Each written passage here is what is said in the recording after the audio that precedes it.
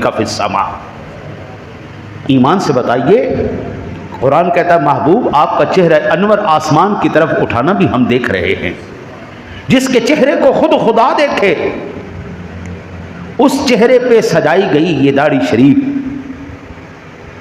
हजरत शायर इस्लाम में से है, और उसको आप नाली में बहा दें, अल्लाह की कसम दिलों के ऊपर बंदा छुरियां चल जाए, बंदा कत्ल हो जाए, मर जाए, लेकिन इथे ब्लेड ना लावे। ये इतनी अहमियत वाली चीज़ है, ये इतनी शान वाली शय है। औरतों के चेहरे पर अल्लाह ने क्यों नहीं रखी? अगर अल्लाह चाहता तो औरतों के चेहरे पर रख सकता था ना, लेकिन नहीं, अल्लाह ने मर्द के चेहरे पर रखी। ये तेरी जीनत है। हुस्न वही जो अल्लाह और उसके रसूल को पसंद है। हुजूर की बारगाह में आया